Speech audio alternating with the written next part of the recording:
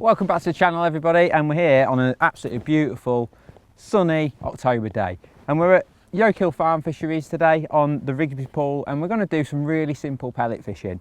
We're going to look at expander fishing with micros, just a typical sort of winter cold sort of weather approach to these sort of commercials.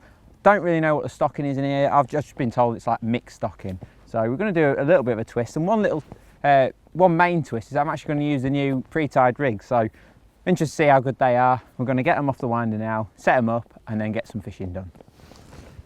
Right, so we're on a really nice peg. There's it's pretty typical snake lake really. It's about 13.5 metres wide. I'm going to try and fish to the far bank today. I think the water's quite clear, I've noticed, and probably need to target that far bank to catch plenty of fish. Now the rig I've gone for is a 4x14 F1 pellet. I've been told it's quite deep across there. It could be 3 or 4 foot deep, so I think the 4x14 will be perfect. So just got a top kit here with 11 Dura slip in it, so let's just stick them in the bag and let's get it straight off the winder on the top kit. Right, obviously the first thing you need to do with any rig is have a real good plumb around, whether it's one you make yourself or whatever. So I'm just going to get that on the top kit. Always give it a, have a good plumb up first before you shorten any rig. The last thing you want to do is shorten the rig and then you haven't left yourself enough line to work with, so plenty of line on this. Now I'm fishing soft expanders today, so this rig has got a strung bulk of stops there, perfect for exactly how I'd want it, just a nicely strung bulk of stops, so perfect for soft pellet fishing, absolutely spot on. It's got a 16 GPM hook on, again ideal. Looks spot on, so let's get out there and give it a plumb up. Nice big plummet on, 20 grammer. So like I say, I'm not in any rush to shorten the line or anything like that. Right, so we've got the plummet on. As you can see, we've got boatloads of line to work with. That's good, because obviously not every swim's the same. So I'm going to nip across and have just a rough plumb up before shortening that rig. So some nice sort of sedgy looking reeds over there, and already I can see I'm way too deep. It is about 3 foot over there. Right, so to do it more accurately, obviously we need to shorten the rig. See, my pole's a bit mouldy from a previous session. Right, so there's plenty of depth off that. I'm just going to shorten this with just a little figure of 8 loop knot. Always keep your line. I'll just chop it up a little bit with some scissors into tiny little segments, 1 centimetre segments, and nothing, no birds can get it trapped on them or anything like that. So we shorten that rig, and that allows us now to have a proper plumb around and see what the crack is. So see straight away, it's quite a slope over there actually, really quite steep. I remember when we fished the other lake with Rob in the winter, it was the same. It was quite steep. So just onto the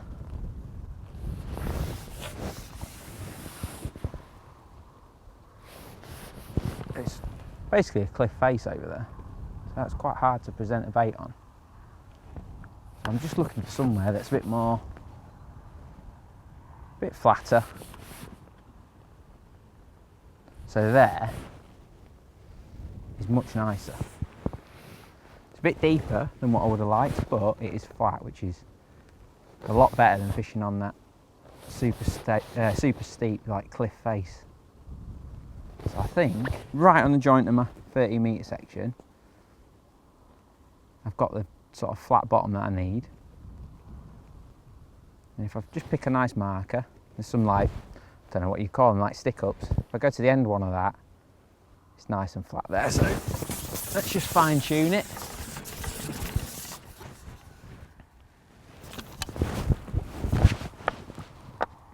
So I like to just have plumb up so that the body of the float's sort of showing above the water.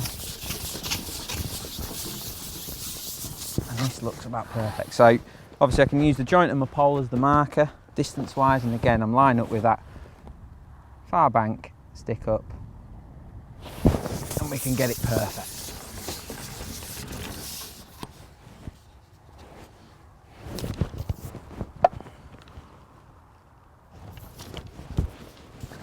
Should be nice, this, I think. I'm also going to plumb up down the edges because I think later in the session I might catch some fish down this edge, but that is just... So that just shows you, like, if I'd have gone... If I go, like I say, another half a section, it's just not happening there. But there, on the joint of the section, I'm happy with that. So we'll have a look. Just relax the rig, you can see the shotting's good. Straight out the packet. I'm going to shorten that line a little bit and we'll have a look at some bait. Okay, so let's quickly look at the bait I'm going to use today on Rigsby's. I've been told that, you know, maggot fishing is like the #1 approach on here, maybe some chop worm. I wanted to keep things really simple. So all I've got are some 2mm micros that I've soaked in the pellet wetter, literally given them a minute long soak, and I'm just going to, you know, sort of let them stand so they get all nice and puffy. And then for the hook, I've just got some 4mm Pro expanders. I've soaked them overnight. What I do, in the little excess EVA bowls, fill it full of water, a pinch of the pellets that I want, put it in the fridge overnight, and that is as simple as it gets. So they're all sinkers, nicely expanded, perfect.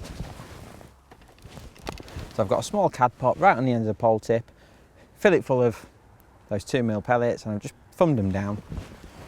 And I'm just going to quickly nip out and feed some bait over there, and I'm going to also put some in down the margin. So you may notice I've taken the 14 metre section off. I've got just a dolly butt on the end now.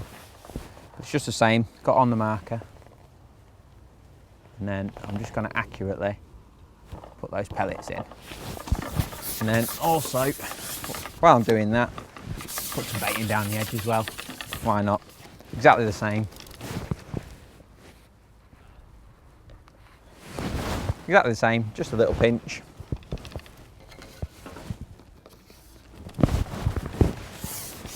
And then I'm gonna line up with my far bank marker the same and put them pellets in. So the beauty of these pots is they've got holes at the base and the sides. So all you need to do is just dip the pot in the water and the bait will flush out. It may require just a gentle tap, but that's all it does require. So let's talk about the rig. I've got 11 Duraslip, which I think will be about right for mixed species. Hoping to catch some F1s as well as some silvers. And the ready tied rig that I selected is a 4x14 F1 pellet. And then it's got that spread bulk of stots. So they're probably 1 centimetre apart. Nice and positive setup. It's got the hook length on there, size 16 hook, and it's dotted down to a pimple. So without further ado, let's get an expander on and see if we can catch some fish. So nicely rolled onto the hook there. I'm just going to feed half a cad pot of pellets this time. I don't want to go mad until we start getting a response. If you remember last time we came and we went on the Wilf's Weir pond, it was absolutely solid. I don't think this one's going to be like that. So what I'm going to do until I get into the session, I'm just going to feed first, like that, nice and accurate, and I'm just going to drop my rig right on top of that. That's where the heavier float comes in. I can be really accurate, pin the float right on top of them pellets, and then wait for a bite. So as you can see, the rig, I've not touched that, I've not put any shot on it whatsoever, and there's about 10mm of bristle showing, which I think is perfect, absolutely perfect. The only alterations I might make is add maybe a little back shot perhaps. If the wind got really bad, we can talk through that in a little bit, but at the minute I'm happy with that, it's sat lovely.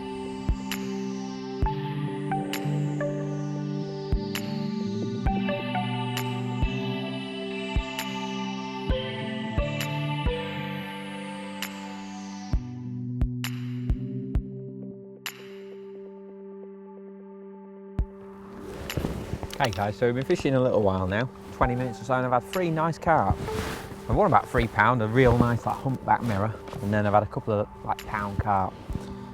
And what's become immediately obvious is the need to be patient here. I thought I might catch some skimmers and fish like that, and I may do eventually, but at the minute it seems like it's just carp. So what I'm doing, I'm just putting half of the smallest cad pot of micros in, and then absolutely nailing my bait over the top of it. And that's where that 4x14 rig comes in, because I'm fishing near that far bank slope. I need to present my bait and not have it drifting up against the slope and ruining my presentation. I've taken time to find that flat spot, and I need to make sure I'm fishing on it. So this rig, with it being a little bit heavier than what you'd probably use in this depth of water, a 4x12 would probably be more suitable. But what it allows me to do is be bang on the bait, and if it does toe to one side, I can quickly reset it up by just lifting it out, almost dragging it to where I need it to be and lowering it back in. It just allows me to reset the rig, and I'm fishing right on top of my bait at all times. Because most of the bites come, it'll just sit there bang on top of your bait and you'll get a little ding, and that's how it's been today. So what I'm doing, accuracy is just absolutely everything. So let's get to that joint on the section, like I keep saying. And what I'm doing, just lowering the float in and letting it settle. And by the time it's settled, it's bang on that marker. And then I can just drop my pellets in. I actually had a bite then. Drop my pellets in by dipping that pole pot right under the surface, and then I can just accurately drop my pellets in. So everything's perfect. I can sit there, my trap is set, I know the depth is perfect, and my hook bait is bang on top of that feed, and then it's just a case of waiting for one of those carp to come in and slurp the lot up, and hopefully slurp my hook bait up too. Really impressed with these rigs though. That float is sat lovely, dotted right down. One thing with how I am fishing, it's almost critically balanced, so if I am off the bottom, the float will obviously sit a bit lower because of the weight of the pellet. So, but that's good because I know that if I just need to shove probably an inch further across, and I'll be back fishing. Oh, missed that one. So just lower it in, and there we're fishing again. So that float just there we go, perfect. So that's the perfect example of this style of pellet fishing, really. And like I say, the fish are nice fish that I'm catching. Just got that 11 Jura slip on, the green one, which as you can see, it comes out a couple of metres, but because of that sort of control power it's got, I'm soon under control of the fish, and it looks like another nice fish. So let's take our time, keep the pole nice and low, just ship back slowly. And I wouldn't have thought I'll probably only need 1 or 2 strips of the elastic just to get this fish under control. You see, there's not loads and loads of it coming out, just a nice amount. The session's getting good now, so I've stripped about a foot of it out and I've got the fish. An amount of elastic out where I could probably net this fish now. So here he comes. Oh, another nice mirror. Water's really clear. Look at that. Beautiful fish. They're immaculate, these are. Absolutely perfect. Look at that. Probably £1.5, maybe getting on for £2 that one.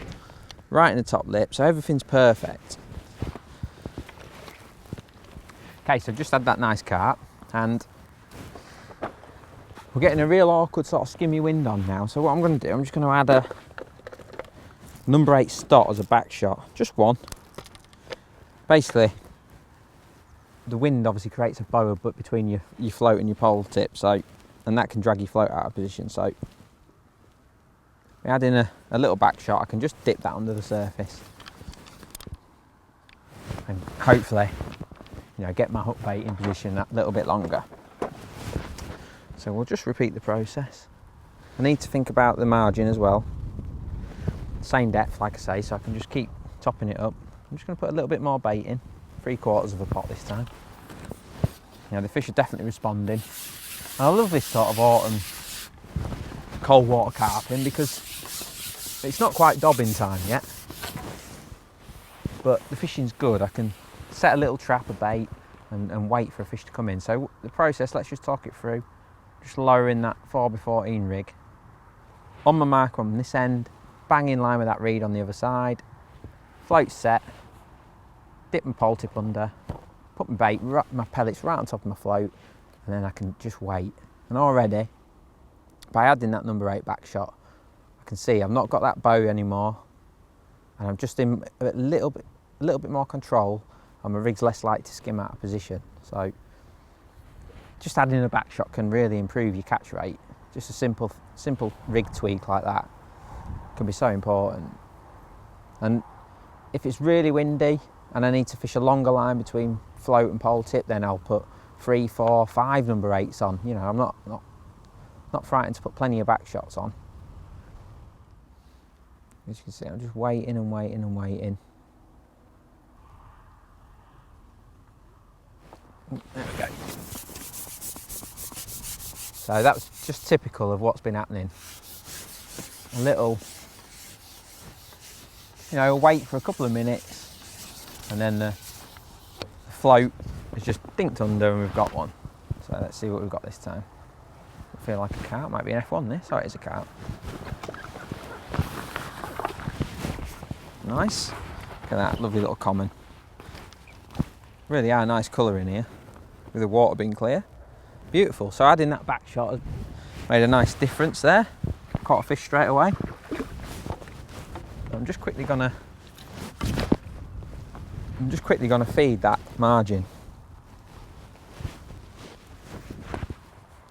So just again doing everything through a cad pot today, no big pots or anything like that.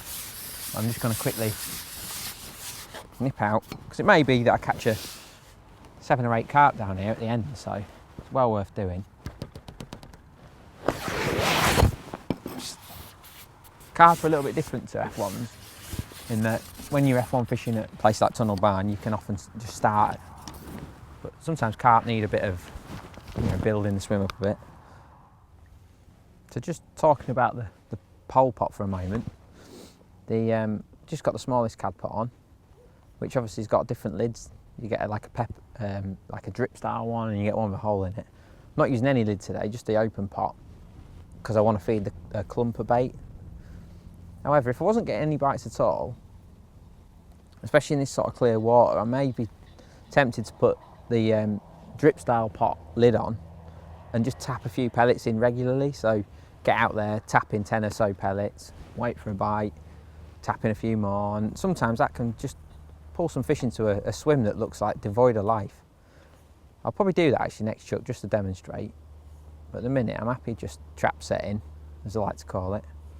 Okay, so the swim is just tailing off a little bit. It's definitely a few less bites now. So what I'm going to do, I'm going to put on the little like sprinkle type lid on my pot, and then just give me a chance to sort of feed 2 or 3 times when I'm out there, because I'm waiting up to sort of 5, 6, 7 minutes for a bite at a time. This will just give me a bit more attractiveness and might just pull a few fish in. So that just clips on there, spot on. Let's get out there and just see. I'll only give it a few goes like this, and if it doesn't work, then I'll go back to feeding the little clumper bait, but it's worth trying. Like I say, the water's really clear, so this might be the answer. Mix and match too, you know, try this for 10 minutes, and if it works or pulls too many fish in, then you've done your job, you've got some fish in your peg. So just tap a few in, see what happens. There we go, look at that. Unbelievable.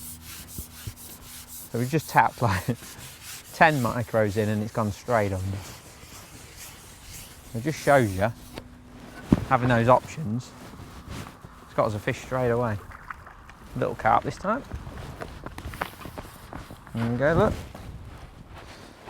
Lovely little common, beautiful. So let's just try that once more. There's quite a lot of pellets still in there, so I can go back out there. So I'm getting 2 goes out of 1 pot full here.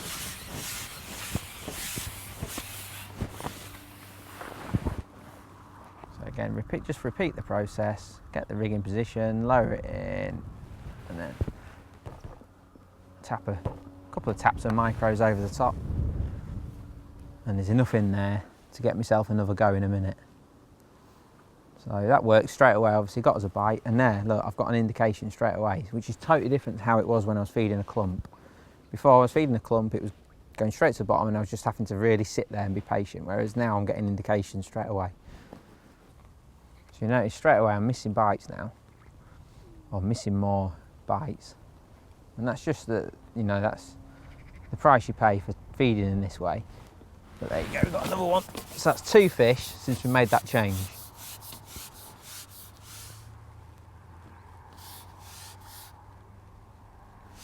The 2 fish, within a few minutes of making that change, and that is just how versatile this sort of setup is.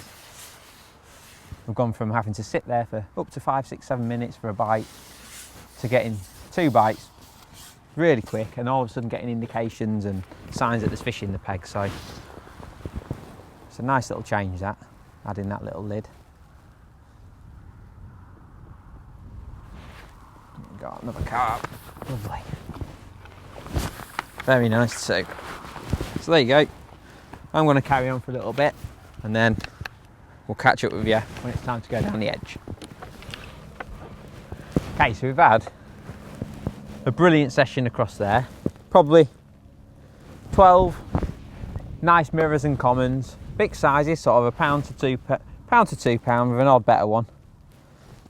But coming to the end of the session, I'm itching to get down this margin now, because I've been feeding it, not religiously, but sort of every 20 minutes, 25 minutes, I've been dropping an odd pot full of micros in down there, and I think it's time to have a go. So exactly the same process as across.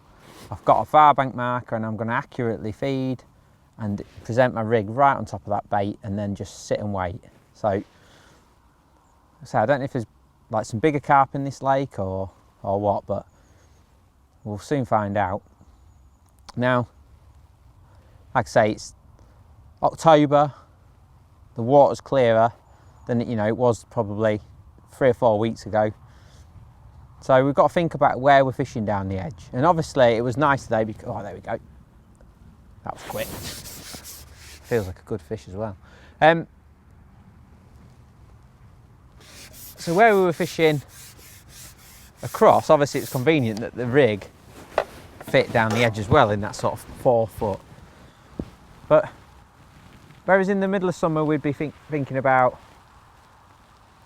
going for it, big fish this. Let's add some barrels here.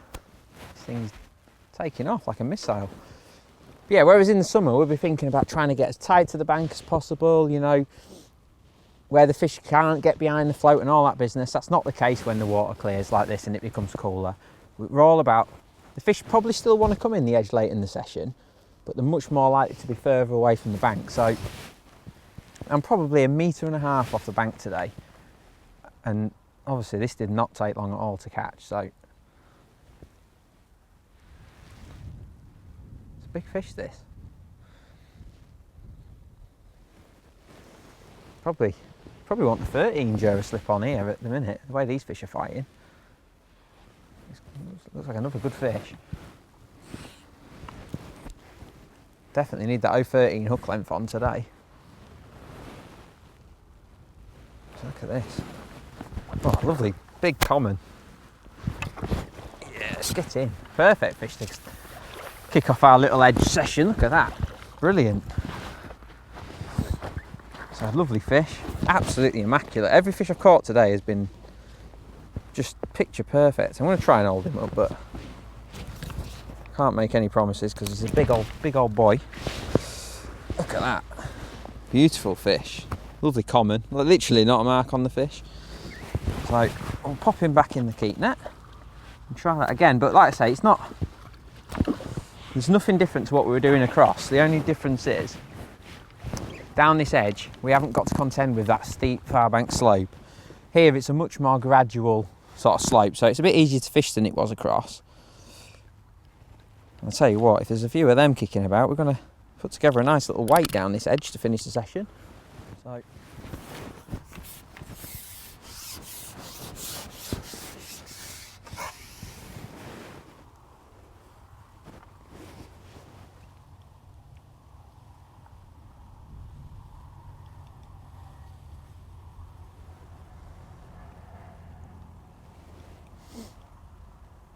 So I guess key points just to run through while we're waiting for the last fish for today's session. Obviously the rig has been perfect, I can't fault it at all. I've not had to, other than the back shot that I put on, you know, after a little bit of time, I've not had to add any short or take any off. Still on the same hook and hook length, so that's great.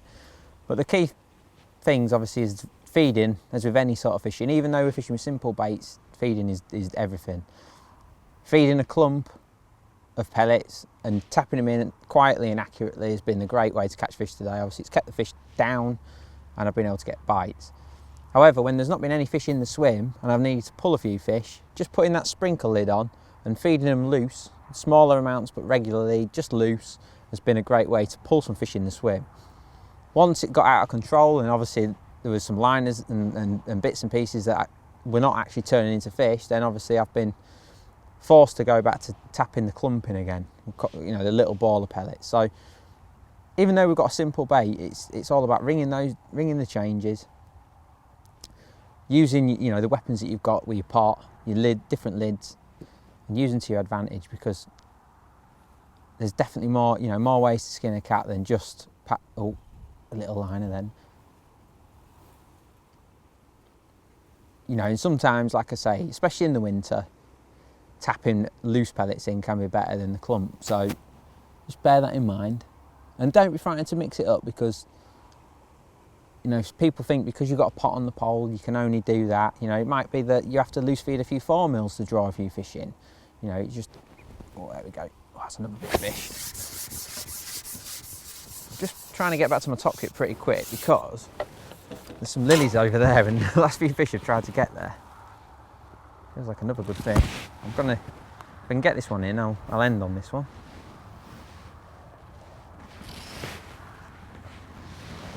It's not a massive one this time, but still a nice fish to end on. Look at that, big F1, look at that.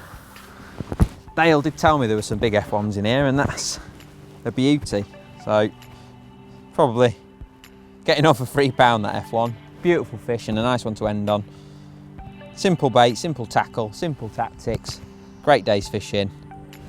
Don't forget to subscribe and we'll see you again next time.